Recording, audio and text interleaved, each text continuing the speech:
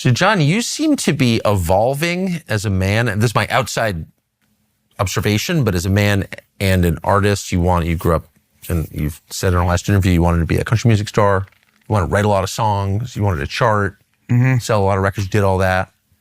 But you seem to be, I don't know, on some kind of new mission. Am I imagining that? And if I'm not, what is it? No, you're not imagining it. A few years ago, I started to contemplate the difference between success and significance. And they are different. Sometimes they intersect, where something significant or something successful, they interact. But I spent 3 decades of my adult life in self-service, competing in the music industry to be successful.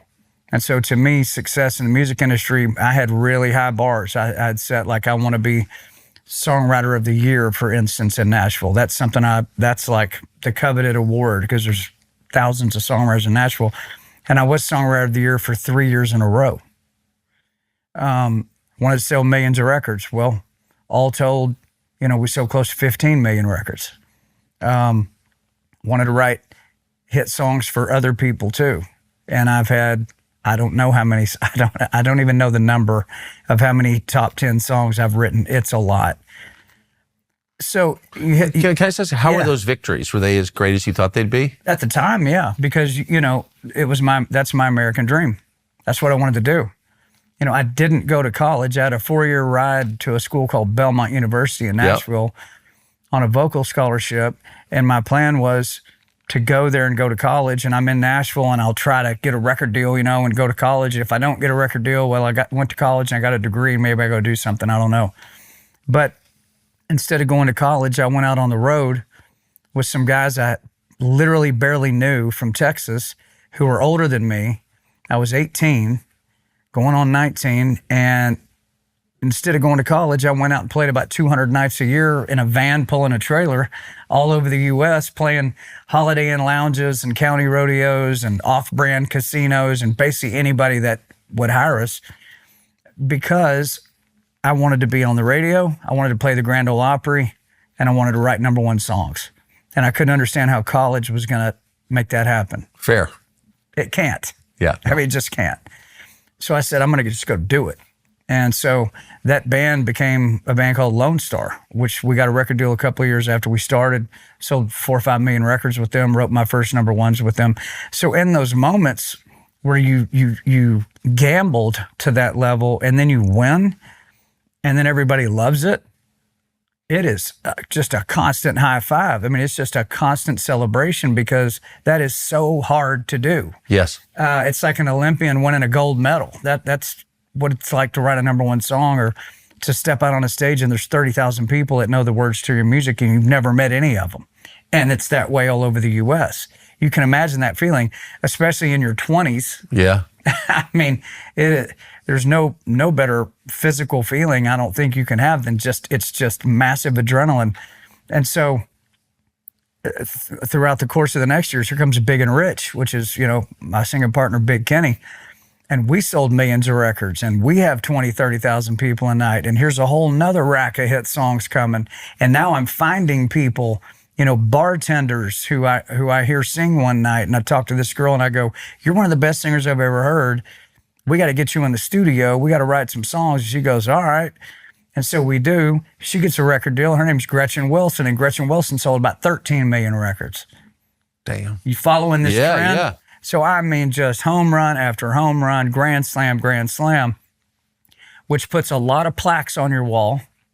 You make a lot of money doing that, get a lot of praise, a lot of applause, and that's success. That is success. And in that world, that's it. That is success. But is it significant? Meaning, what did it do other than make me feel great and accomplish things that were on my personal list? Nothing. And then I thought about, well, when I die and I go stand in front of the boss, is he going to pat me on the back and say, "Good job on all those hit songs, man. You were great. Good job. You played 4,000 concerts, man. We're all so happy for you." You think he really cares about that? Probably not. He doesn't. The answer is he does not How'd care. that come to you? Seeing the things that go on in our country, seeing things that go on in our culture, seeing things that happen to people who cannot defend themselves, whether it be kids, whether it be, poor people, whoever, that just get steamrolled every single day, taken advantage of, targeted, used, abused.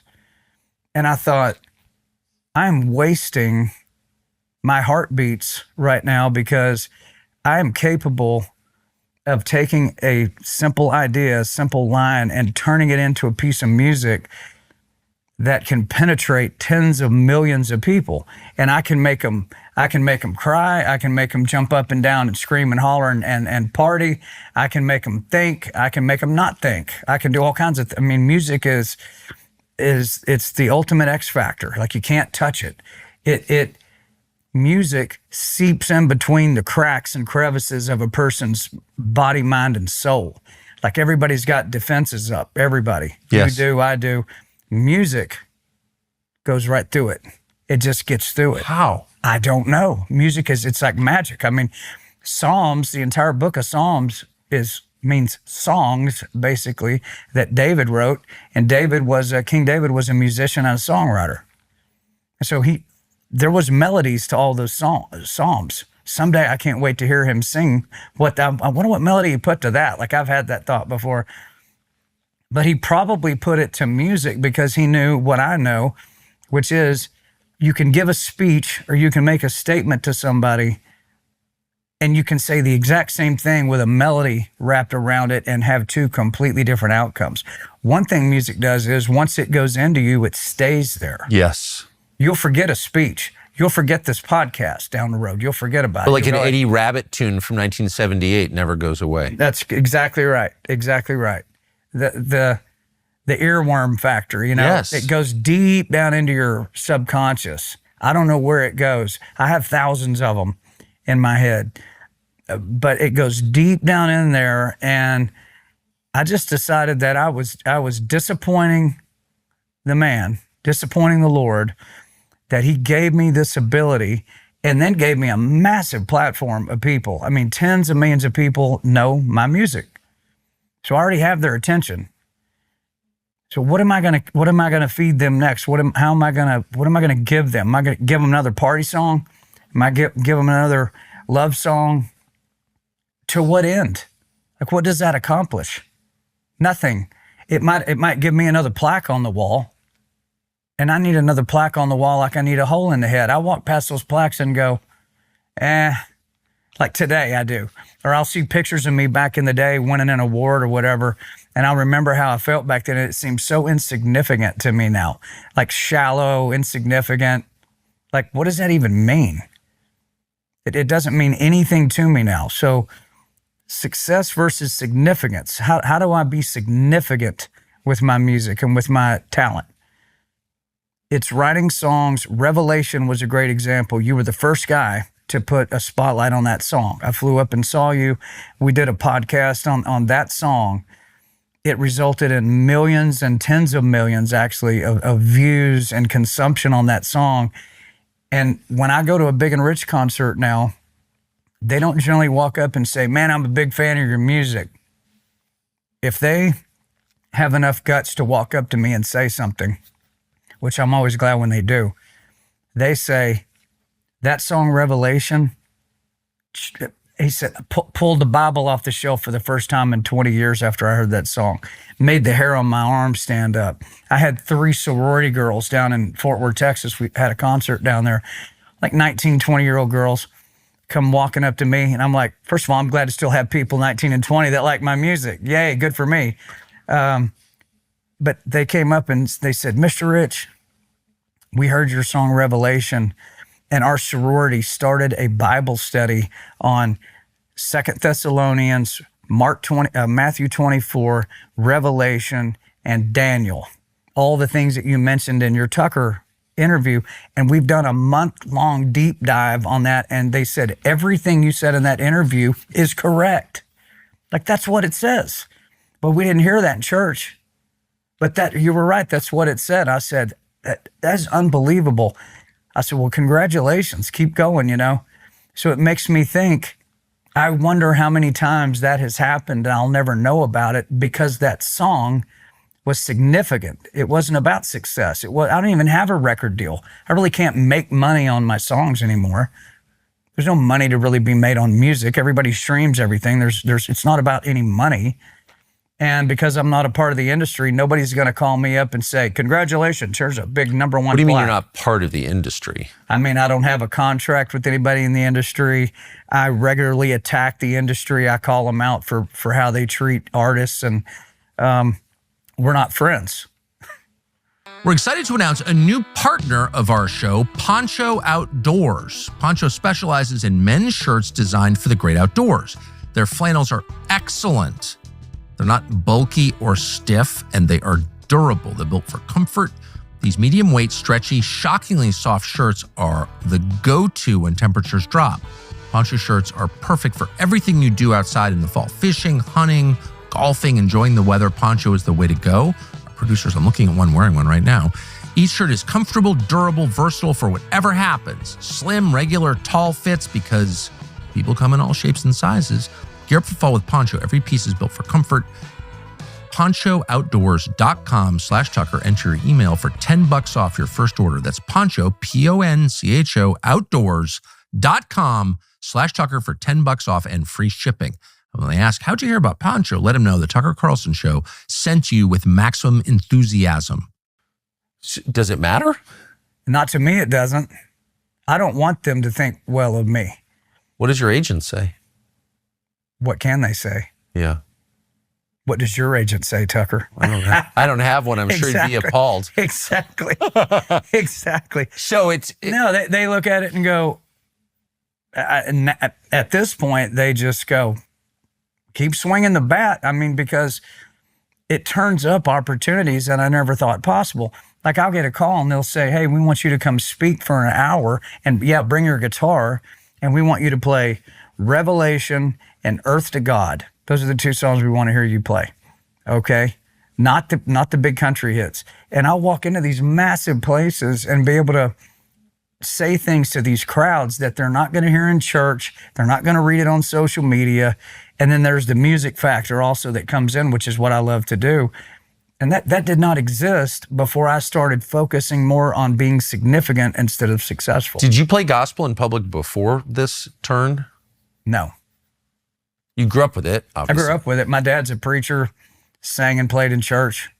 But no, I mean, gospel music's never been a part of my set because when Big and Rich hit the stage, it's Come Into Your City and Save a Horse, Ride a Cowboy, and it's all these crazy songs, you know? And that's what they come to hear, and that's what we give them. But on my own, outside of Big and Rich, I have my own trajectory, my own homework assignment from him. And when he lays something on me to say in my music, I'm going to say it. I'm going to write it at the top of my ability. I'm going to sing it at the top of my ability, produce a video as well as I can possibly do. And then I'm just going to stick it out there. And if it's significant, it will grow its legs and it will run faster than anything I could ever do in the music industry. Revelation's the perfect example. Yeah, I mean, that was not the kind of song your manager would tell you to write. No. How do you communicate with God?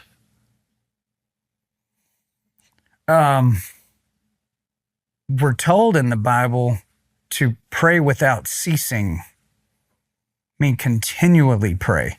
It doesn't mean continually be down on your knees praying, but it means that your headspace, and we're human, so we're not very good at this, but you're supposed to attempt to stay in a headspace where it's an open channel. So you're an old school guy like me. You know the old CB radios Very well. in your truck. Yeah.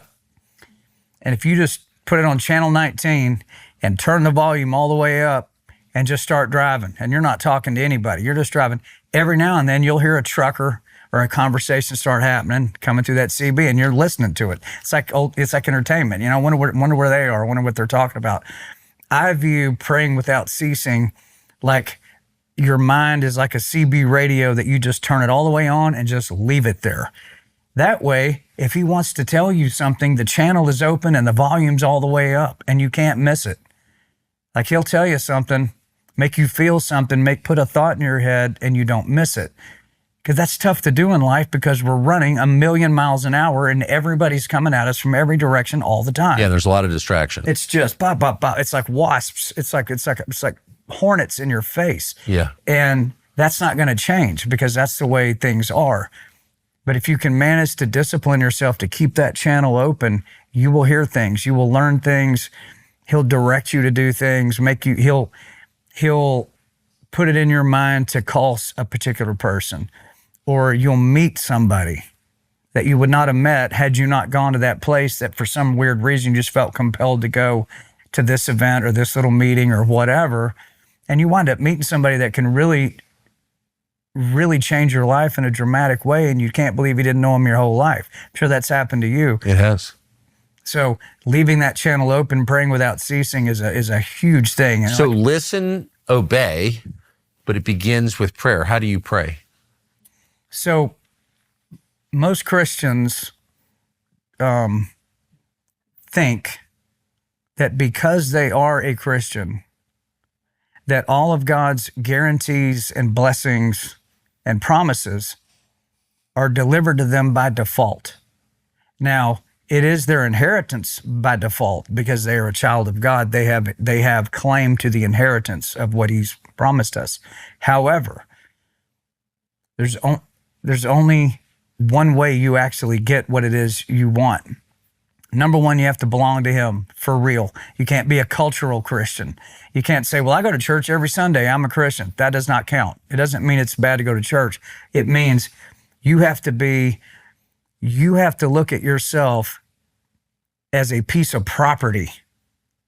It tells us in the New Testament, and Paul wrote, which I know you love Paul. We're supposed to be bond servants to Christ, bond slaves, like a mule or a cow or a tractor or whatever. Like, we don't have our own will. We don't have our own ambition. We don't have anything. We are worthless. But we turn ourselves over to him and he makes you valuable. And then now he can do things with you because your entire ego and everything has been sacrificed, put to the side, and he can do something with you at that point. So that's number one. You got to be an actual real Christian. Number two, you have to pray for what you want specifically for that. So let's say you want discernment. You can't make sense of what's going on. You don't know if that's a good guy or a bad guy. Can't make up your mind. I don't know what I'm looking at. And you want discernment. God is not just going to look down and go, John needs discernment right now. He can't figure out what's going on. Boom, John's got discernment. That's not how it works. I have to ask him to give me discernment. I have to say, you promised me that you will give me discernment. I'm asking you to now give it to me. That's step two. And then step three is he will give you what you're asking for if it serves his will. And that's totally up to him. So for instance, let's say I'm in a really bad state of mind and I need peace. Like, I don't have peace. I'm unsettled. And I belong to Jesus. I ask him to give me peace. Now he's got to give me peace if it serves his will. Well, if he doesn't give me peace, which has happened, I go, why are you not giving me that? Because I don't feel peaceful. Sometimes he wants you to be in this mode. He wants you to be in that mode because he's got something that's going to require that element of you to accomplish whatever it is he's trying to What's get done. that mode? That's fight mode. That's offense. That's offense mode. That is, there's the target, hit the target. That's what that is. It could be a subject. It could be a situation that's going on, whatever it is. It's offense. Christians, in large part, remain on defense all the time. They don't want to engage. And I guess they forget about the story of Jesus walking into the temple. Yeah. And it was completely overrun by hypocrites and people doing business and changing money. And I mean, just turned it into a bank, basically. Jesus walked in there and sees this going on.